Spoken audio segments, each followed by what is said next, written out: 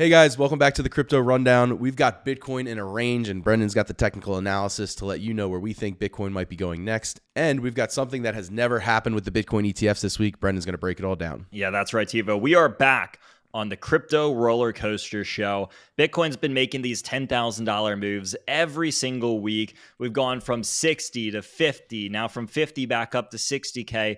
All sorts of price action is happening. We're going to be taking a look at Bitcoin, Ethereum, and a few altcoins as well.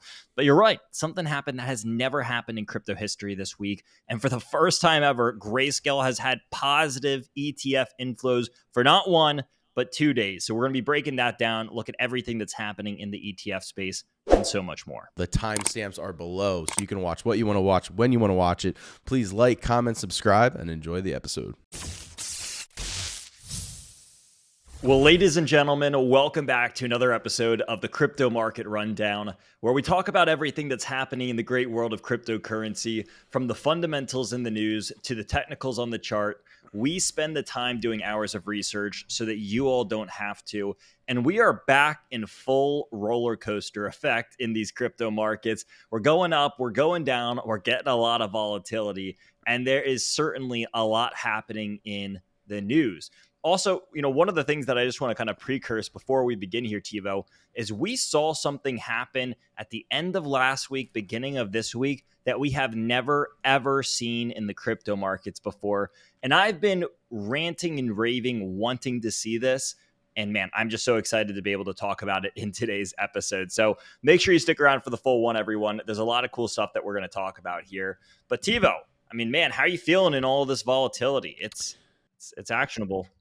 Yeah, no, it's actionable, and it's now's a good time with the macro, like we always talk about, and the price action of being, a little down, a little range bound, is that, if you go back and you look, sure, maybe 1 month we're down 12%, but look back 6 months ago, we're up 70%. And, before you get to that face ripping rally, the price on November 30th was the same that it was January 23rd. So that was 2 months of, basically no price action with a range bound. And so it seems like hopefully we're back in one of those of just kind of coiling up, and, the hype has definitely died down for the people not in the space as much. But, sometimes that's needed, right? The fear greed index is starting to come down from greed where it was, and, just part of the cycle.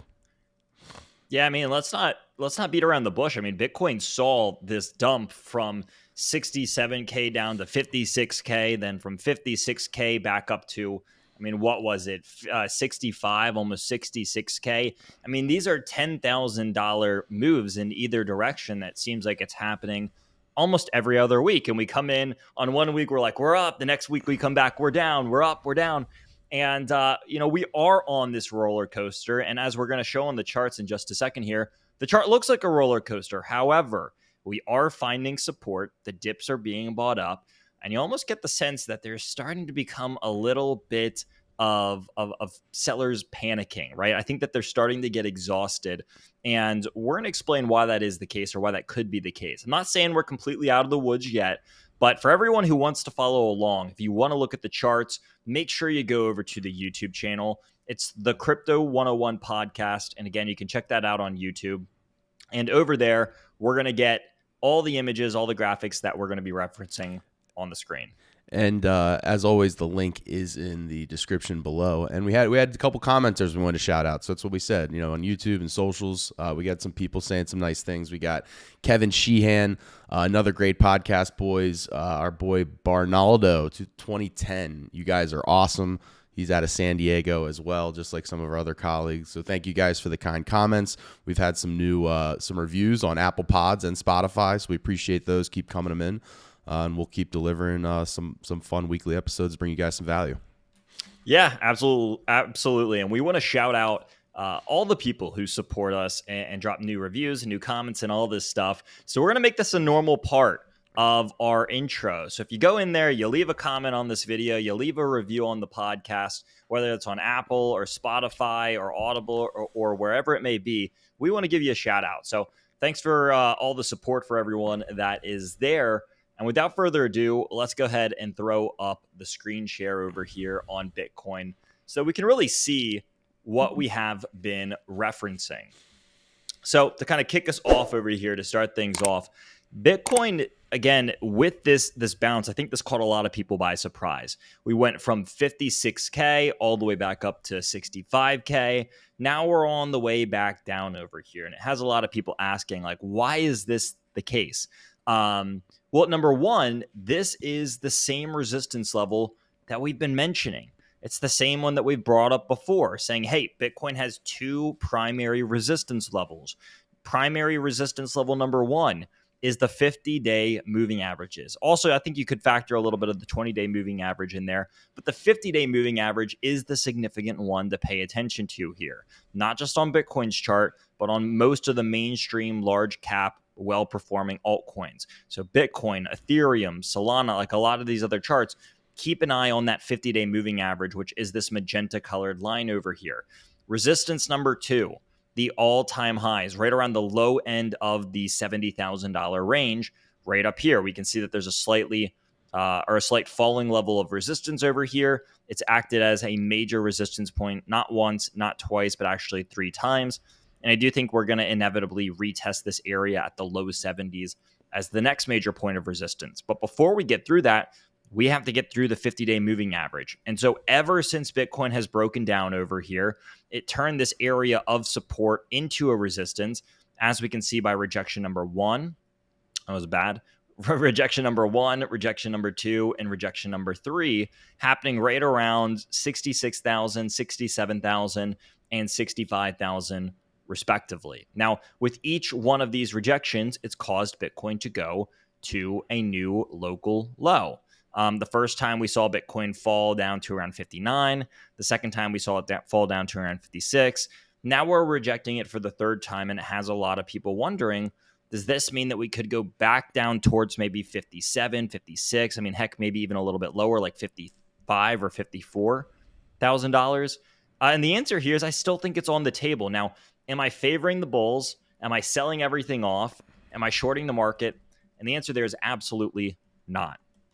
I still think that shorting the market at this point in time is a really silly decision, especially when a lot of altcoins are still down 20 to 40% from their highs, especially when Bitcoin's down 16%, which could likely be 20% in coming days.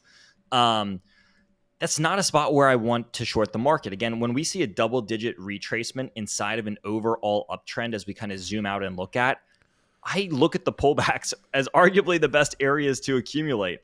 And so we've kind of shown this chart before, but again, I just really want to beat this point home. We've seen it happen over here and over here and over here and over here. And at all these points, I'm sure there was people saying, oh, the market's down double digits. Now's my time to short. And all of them would have gotten wrecked. And so rather than looking at the overall uptrend of this market and saying, man, I want to short, this is an area where I say, hey, when there is a dip, I'm actually more inclined to want to long, because these are arguably some of the best buying opportunities out there. And so as bullish as I am about like the mid and the long term and all this stuff, I do think the short term, it's still too early to say if we're completely out of the tunnel yet, if we're completely out of bearish territory yet. You know, I've said this before and I'll say it again. I think we could easily have maybe a month or two of chop around or after the time of the halving. And we're not even a month out of the halving yet. And so I think that we could continue to kind of chop around here. I still think it's completely possible for Bitcoin to still test around the low 50s, high 40s, and that be like the ultimate bottom. But again, it's not something that I'm betting on. It's not something that I'm shorting to get down there. If we do get down there, I'm absolutely buying the dip. I'm absolutely getting long. However, I'm not like selling off all my crypto assets and wanting the market to go down there, because I think I'm still fighting the trend at that point. So it's at areas like these where I look at resistance and I go, well, you know, maybe I don't want to be buying at the 50-day moving average. Maybe I want to let this thing kind of pivot a little bit and get some, you know, get its feet underneath itself. And once it proves to me that it has some sort of confirmation of a bottom or of a bounce or of a support area, that's where I'm going to get a lot more interested in jumping into more on-risk positions. But at the time being, I'm kind of looking at some of the more safer plays, things like Bitcoin, things like Ethereum, things like Solana, and there's a few others out there as well that I'm looking at over here. So going into the same theme of on Ethereum, rather, what we're seeing over here is that Ethereum actually has a nice little falling channel otherwise known as a bull flag. And so just like Bitcoin was using the 50-day moving average as a point of resistance, Ethereum has as well. And so we can see the first point of resistance was, or rather the first touch, was right after the breakdown of the 50 here. Again, we can see that it was a very nice support area. And then as soon as we bounced off of this and broke it, it was what we like to call a break, hook, and go. Because we are rejecting an area that used to be support. We used to bounce off this area. Now we're selling off of it. And so we can see the breakdown and the immediate turn of resistance over here, a little bit of a fake out. But that's still just kind of been the trend. So we see the rejection of the 50 here and here and here, most recently right around $3,200. And now it's kind of falling back down to this big support basin that it has at around $2,800 for Ethereum. Now, again, I still think it's on the table for Ethereum to touch its 200-day moving average. It could come back down to the bottom of this channel. It could touch this. It would be a beautiful longing opportunity, in my opinion. In fact, it's one of those areas, it's one of those zones that I'm really eager to, and I really do hope it hits, because, again, I think it would just be such a fantastic buy the dip long opportunity that I'm almost wanting to see it. But if not, hey, I'm prepared. I'm ready for it. But I think it would be a cool area to kind of accumulate on the dip a little bit more. The other metrics that people kind of have their eyes on up here are Bitcoin dominance. Again, everyone's waiting for altcoin season at this point. They're desperately wanting it. People want the gains. They're hungry for it. I get it. In fact, we just wrote a whole newsletter on altcoin season and everything that you need to know about it. If you're a part of Crypt Nation, then you've probably already read through that thing. But I don't think it's too far off. I still think it's too early to say if it's here yet. We haven't fully seen this pivot of Bitcoin dominance. I mean, we can see this chart with all the different retracements. But overall, again, Bitcoin dominance trend is up. And in order to have a full-fledged alt season, we need to see this thing reverse. We need to see Bitcoin dominance go down. We need to see the majority of the altcoin market outperforming Bitcoin. And one of the best ways to just kind of look and see what's happening at the altcoin market or in the altcoin market is to go to TradingView and look at the total 2 chart. It's the physical representation of all altcoins or every crypto, essentially excluding Bitcoin. And so this thing's still relatively high. It's kind of consolidating in a little bit of a range over here. But once again, it's also seeing the 50-day moving average, or this little magenta colored line, as an area of resistance. And so that's why when we kind of bring up all these charts, we say, hey, look at the 50-day moving average. It's the same scenario for Solana here. On Solana's chart, we bounced off this area once, twice. We kind of came over here 3 times. Now we're consolidating below it and using it as a resistance as well. So for a lot of those more mainstream, major, or large cap cryptocurrency projects, if you aren't looking at the 50-day moving average or the 20 or the 200, maybe consider throwing them on your chart, taking a look at them, pulling up a TradingView application and looking into them yourselves, because I do think it's definitely some useful information. So before we go too much deeper, I want to pass it off to Tevo. And I mean, Tevo, there's a lot going on here. I don't know if you had any thoughts to kind of take away. Yeah, I feel like the philosopher of this show. You're in the grounds and the technicals, and I'm always trying to think things differently, right? So whether I see it on social media or maybe my own little thought processes, what can we look at and think differently? Like what might happen that people might not see coming? And I wonder if we can keep this, 60 to 70,000 range bound, like you said, if we don't retest the 200-day moving average and the market stays secure. And I'd love to know your thoughts on it. I wonder if maybe alt season could start in a sense maybe before people think, because right now they're like, oh, we got to all-time highs and it didn't happen yet. It'll happen when we hit 100K. Everything's going to go crazy when we hit 100K. And so people are kind of waiting. And like you said, probably got some shakeout from the recent downturn of 30 to 40% down on altcoins.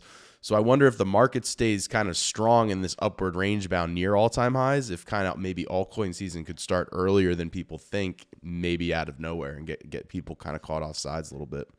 Yeah, that's typically the way that it works, right? It happens when people least expect it. When the masses and all the retail traders are saying, hey, something's going to happen one way, it typically happens the other. So I wouldn't be surprised if it happens sooner rather than later. think as long as we keep our eyes on a couple of those metrics, especially Bitcoin dominance, we're going to have a decent understanding of when it's likely to occur and what that reversal could look like. And so I'm watching it closely. I feel like every single day I'm opening up my charts, and one of the first things I look at is like, what's Bitcoin dominance doing? Is altcoin season here yet? I'm almost like drooling at the mouth waiting for it. I think a lot of crypto investors are.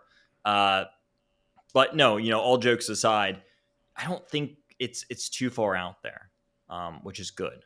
So, one of the other things that stood out to me, and again, I referenced this at the beginning of the show, was something that's never happened in the crypto markets before. And people probably heard that and they were like, what could this be? Just tell us already. And I'll tell you what it is. In fact, I'm going to do you one better. I'm going to show you a chart of this. So for the first time ever in crypto history, Grayscale had positive ETF flows. I repeat, Grayscale had positive ETF flows. What does this mean? Well, they had more inflows than outflows. If you've been following this show for the last couple of months, we have been ranting and raving and just covering everything that's been happening with GBTC and Grayscale. Because for a while here, and I'm going to really try to zoom in on this thing. For a while here, I mean, look at all these outflows. There was just all this like pink, magenta, reddish color over here. That's all Grayscale outflows every single day. I think it was like a 76-day dry streak or a 2 to 3 month dry streak of just nothing but hundreds of millions of dollars a day. It equated to being billions and billions of dollars over this entire period of outflows. And so this streak ended last Friday. We can see it right here on the chart on the right-hand side over here. It ended. The selling pressure started kind of dissipating, and boom, the inflows hit. And so if we go and we look, GBTC had 63 million in inflows on Friday. And then yesterday, or rather on Monday, they had another that's Fidelity. GBTC over here with 4 million. So overall, about 70 million in inflows over the course of last Friday and this Monday. Now, today we're seeing a little bit more outflows from GBTC. Nothing crazy. We saw it yesterday at around $28 million. However, this is one of those things that we brought up weeks ago. We said, hey, Grayscale cannot keep doing this forever. We're very vocal about this, saying, hey, Grayscale cannot keep up this kind of selling pressure. They're already starting to slow down. And when this does slow down and when they pivot, it will be a catalyst for Bitcoin performing again. And that's what we saw off the bounce of 56K back up to 65K was the inflows coming in. People saw this and they used it as a catalyst back to the upside. Well, what do we see yesterday? Well, yesterday the selling starts happening again. I would imagine a little bit today as well. Prices are falling. But what we're seeing is that Grayscale is not selling off, $400, $500, $600 million of Bitcoin a day anymore. And that's ultimately a really positive catalyst for the entire crypto market, because this is hundreds of millions of dollars of selling pressure that isn't there anymore. And it allows the bulls to come in and really drive prices back up. And the last time that we saw this was back towards the end of January, beginning of February. And we all remember what happened to the price of Bitcoin after that. I mean, it just went on a freaking tear to the upside. And I really do think that we are in the preparation phase before our next leg up over here. Now, again, is it going to be tomorrow? Probably not. I think, again, we might have a little bit of time beforehand, but I think that we are in that preparation phase as we kind of go through this little consolidation period. We're getting chopped up, but I do think the ultimate next leg up is coming. And this is just one of those other signs of it, Tevo. I mean, when we look at this is something that we have been just, again, waiting for so long. I know people are going to hear this. They're going to read about it. They're going to see the chart, and they're going to be happy about it. So the days finally come, and certainly some good news from that sector. Yeah, we even were making memes of our guy over. I forget what's his name, the CEO of Grayscale. Oh, Barry? Is it Barry? Yeah, I think it was Barry Silver. Yeah. So we were like, what have you done? You became what you swore to protect us from. So yeah, glad to see him in the green, and open invite to come on the show whenever he wants. We want to get him back on the bull train heading upwards. So good to see that. Positive. just positive news. You got to look for the diamonds in the rough sometimes in the range or downward bound. And this is definitely one of those that maybe the average person might not notice on, just in general on the timeline or Twitter or whatnot. But it is a big deal for it to turn around like that, because we have been covering it for months. Yeah. And on that same kind of theme, I don't know if you saw this, but South Korea is actually moving towards Bitcoin ETFs next, Tevo, which is a cool thing. I think it kind of fits into that theme of global adoption. Originally we were covering and saying, hey, Canada has them. Then the United States started having them. And now, we've seen the Hong Kong ones. Now we're seeing some come out of Korea. And it just goes into this theme of this is truly a global phenomenon that's happening everywhere. Doesn't matter who you are, doesn't matter where you are. Every country around the world has begun to adopt and become interested in this stuff. And there's just proof of it. I think the ETFs are the most clear-cut sign proof that the TradFi, the traditional financial institutions, are seeing this train, and they know that they're going to get left behind if they don't jump on. And so that's why we're seeing all these ETFs come out. They know that there's a lot of money in it. They know that there's a lot of interest and upside.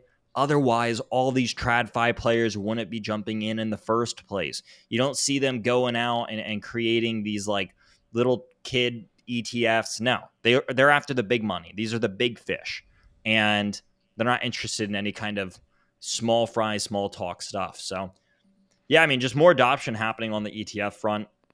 I don't think that they're like officially launched or approved or anything like that. It's more so them just saying, hey, we want these things. We're going to be taking the steps in that right direction.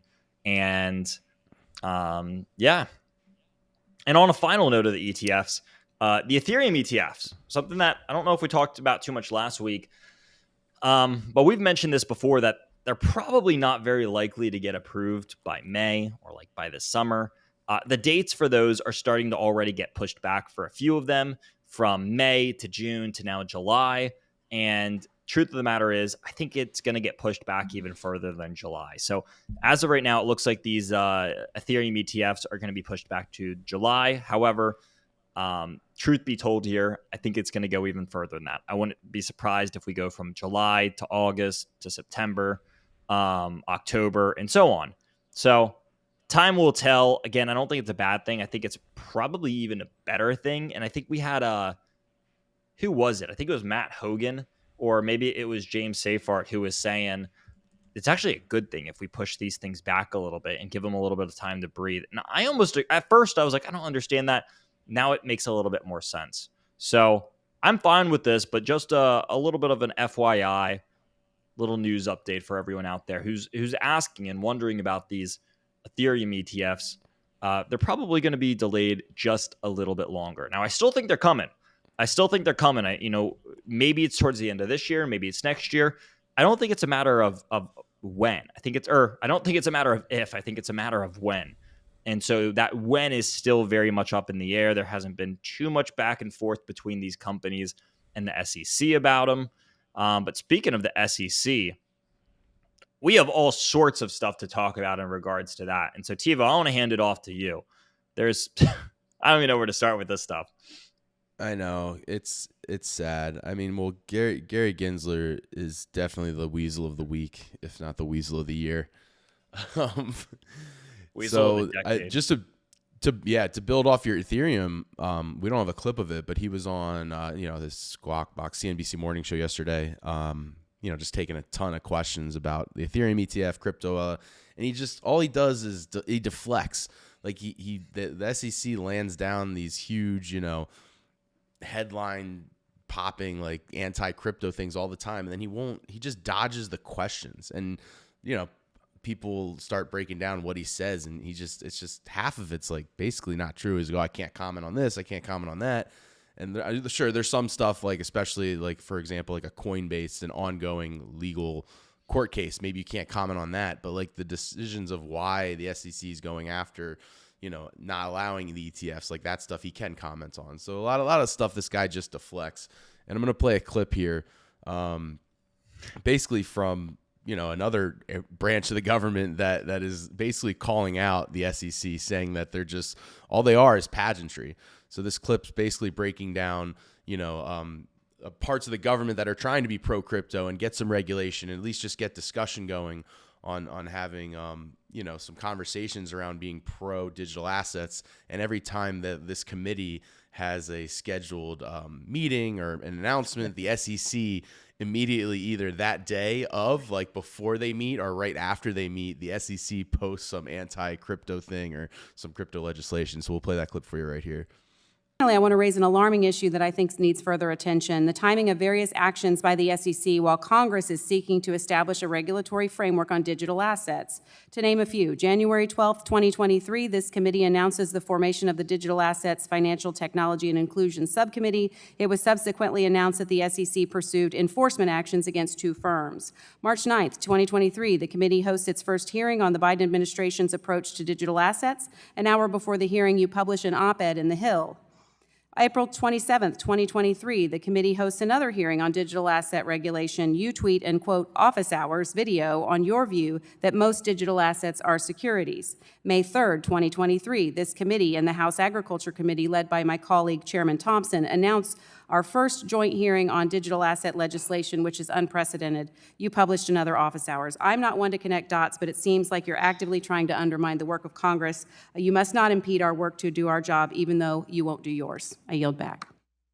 So as you can see there, literally every time this committee is trying to, move the ball forward just a little bit to get the conversation going, the SEC has to come out, and whether it's like some type of, Wells notice or even just a stupid tweet of Gary Gensler's office hours. And I've literally tweeted about those videos so many times on our account and how just absolute cringy they are. Like, you literally are supposed to be working for the government, making laws, and like you're so self-seating that you need to sit down and make these office hour videos. Like, you like to go in front of a green screen and make some content and hire an editor to think that you look cool. Like, it's just so virtue signaling of like, look at me, I'm working and I'm doing my job, that it bothers me that our tax dollars actually pay for those type of videos to go out and just spread like basically your propaganda of whatever side that you're on for the SEC. Like, this Gary Gensler guy he's so cringy to me, and he just kind of makes me sick.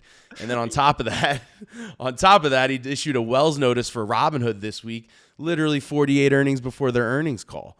Like, but you've been bullish on them ever since we had them on the podcast. It's a personal attack on me now. Like, you're trying to say that you're protecting investors. Like, no, there's people that believe in this company and believe in the innovations that they're doing. That's all your tweets. And you're now attacking individual investors that have some of their life savings tied up in what Robinhood's going to talk about today at 4 p.m. after the bell.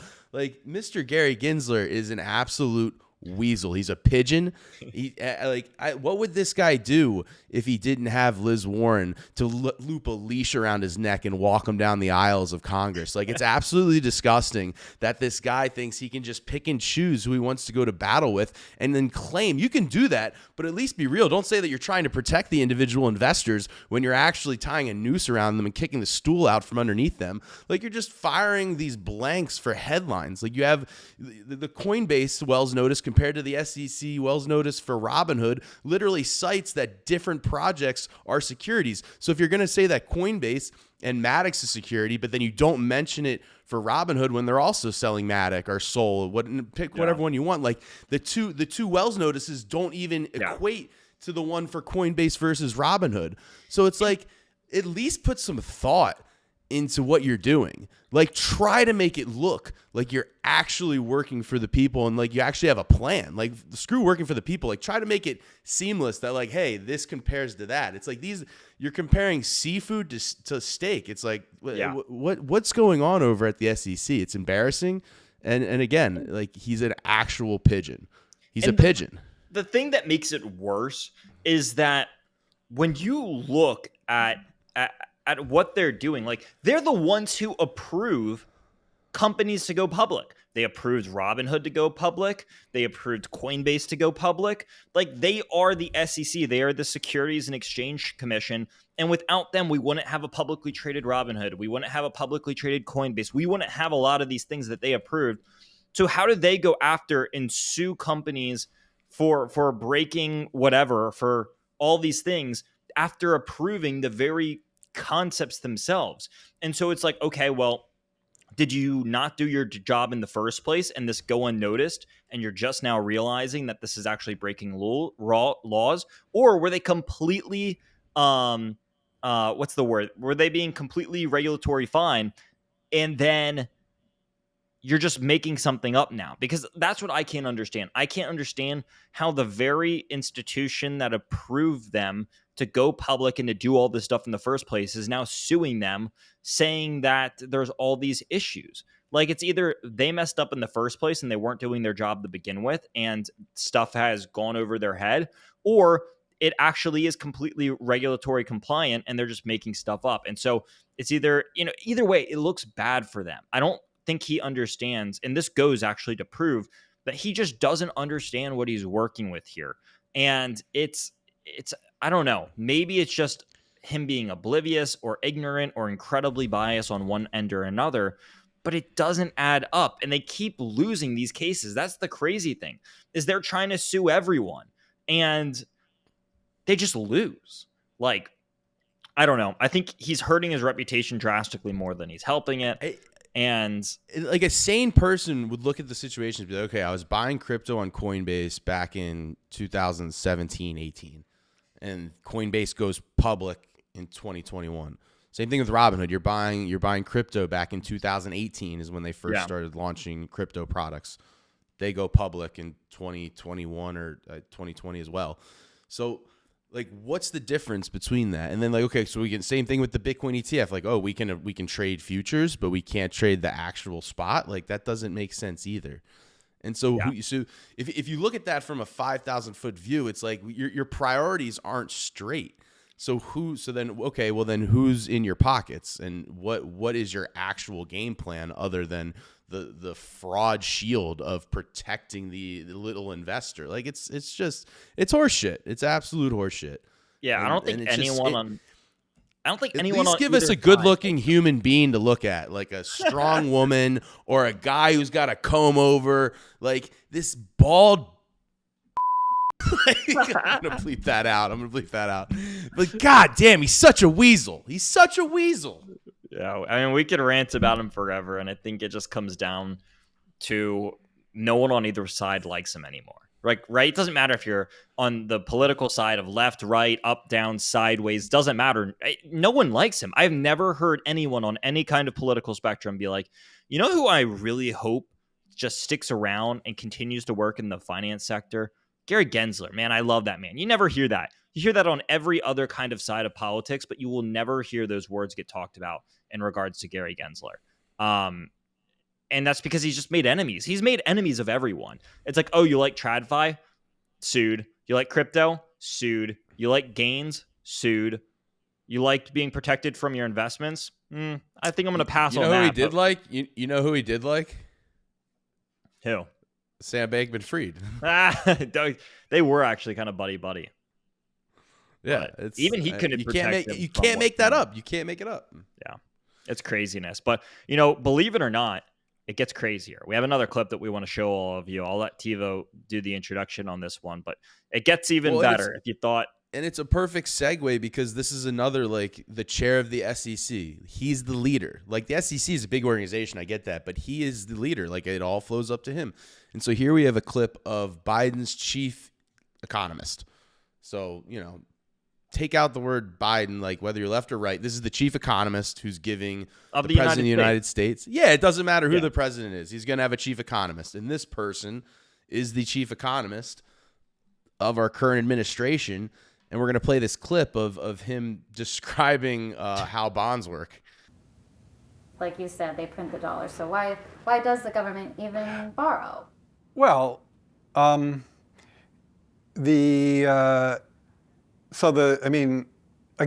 some of this stuff gets, some of the language that some of the language and concepts are just confusing. I mean, the government definitely prints money, and it definitely lends that money, which is why the government definitely prints money, and then it lends that money by selling bonds.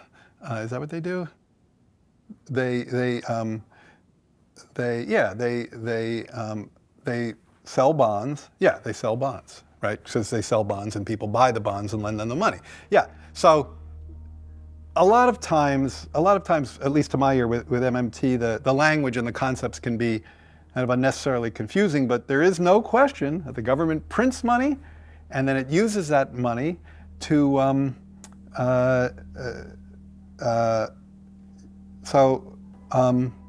yeah, I guess I can't really talk, I don't get it. I don't know what they're talking about, like, because it's like, the government clearly prints money, it does it all the time, and it clearly borrows, otherwise we wouldn't be having this debt and deficit conversation. So I don't think there's anything confusing there.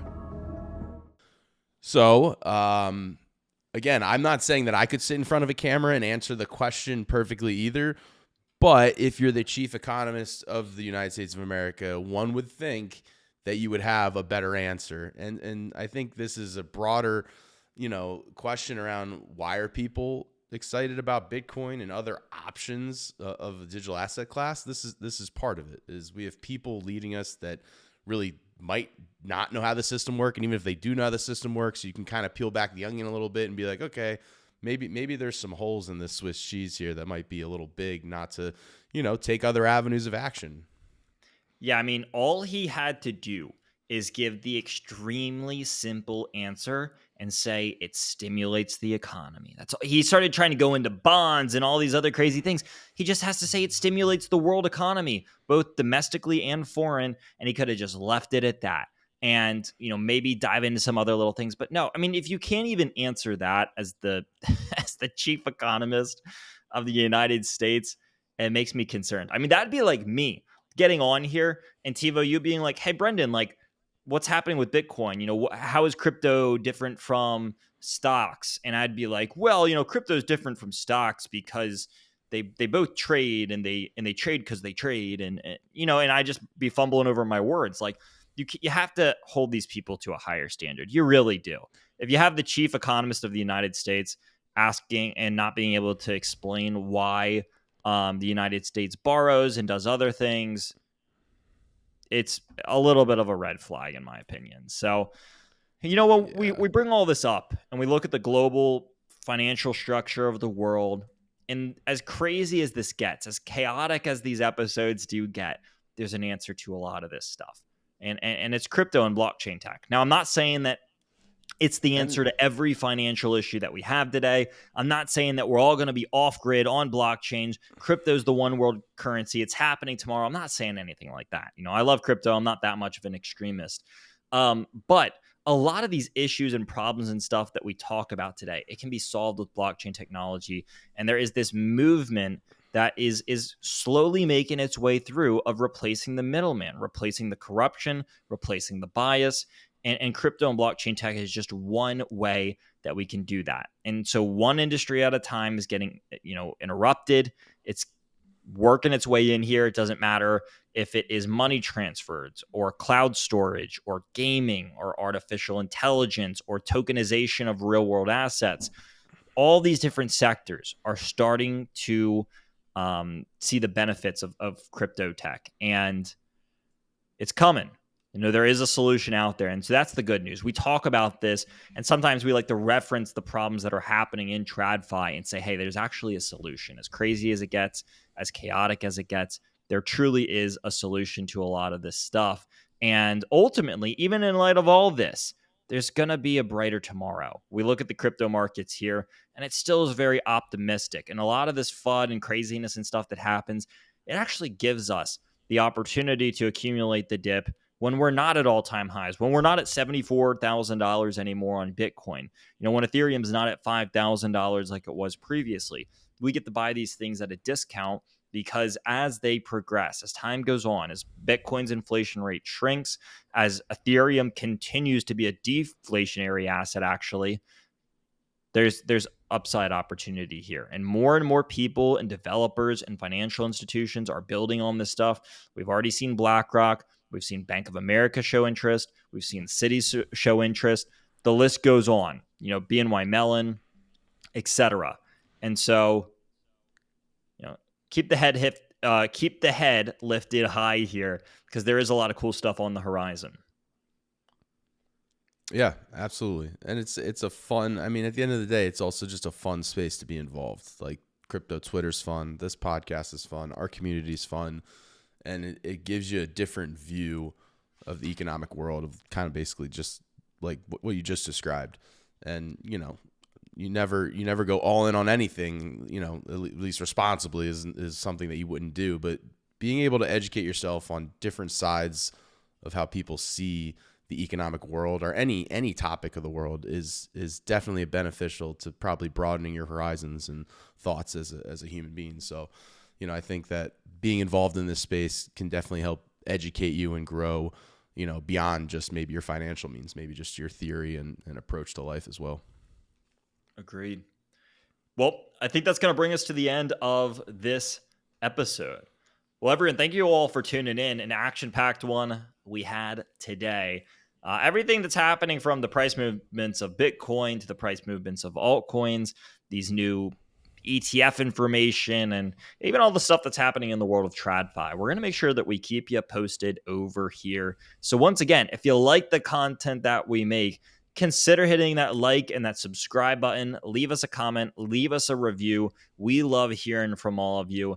And again, if you want to stay up to date on everything that's happening in the world of crypto, again, it doesn't matter if it's the news or the charts or whatever it may be. We're a little bit biased over here, but man, we think this is the best place and the best way to do it. So thank you all for watching, and we're going to see all of you at the same time, same place next week.